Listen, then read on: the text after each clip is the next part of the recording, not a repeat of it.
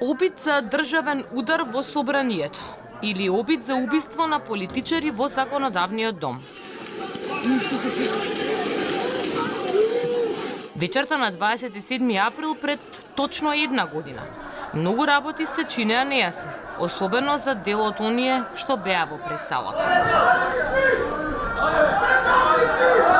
Веднаш од кога луѓето собрани на повик на иницијативата за заедничка Македонија влегоа во салата во која беа и политичарите од тогашната опозиција заедно со новинарите, почна и насилството. Меѓу демонстрантите и неколкумина чии лица беа прекриени со црни маски. Наскоро, снимките со раскрвавената глава на тогашниот прв опозиционера, сега прв човек на владата, го обиколија светот. Повредени пратеници, новинари, хаос во Македонското собрание беа вестите што се јавуваа вечерта. Додека во пресалата неизвестноста траеше и речиси никој не знаеше кога и како се ќе заврши.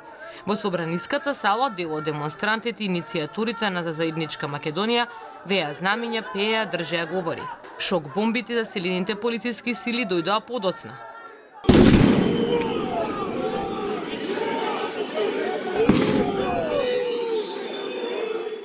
Околу 22 часот бројот на полициски сили почна да се зголемува и тогаш почна да се постапува.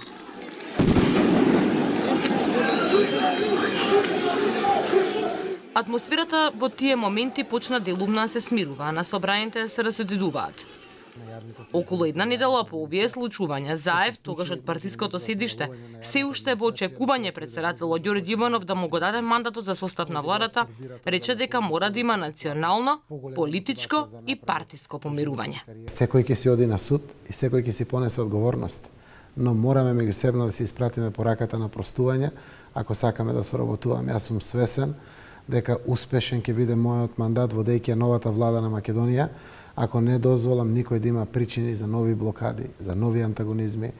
Сега од кабинетот на владата во интервју за Радио Слободна Европа, што ќе го емитуваме в недела, на прашањето за годинава по 27 април, оценува дека била екстремно успешна, за што стигнало, вели, потврда и од Европската Унија со последниот извештај. Овие реформи може да направат Македонија навистина да биде во суштина европска земја со европски манири и со европски вредности кои што нашите граѓани овде ќе ги конзумираат. Во меѓувреме се чека на правната разврска на случајот. Минатиот месец обвинителството подигна обвинение за терористичко загрозување на уставниот поредок против 28 луѓе, а двајца заработија обвинение за помагање на делото.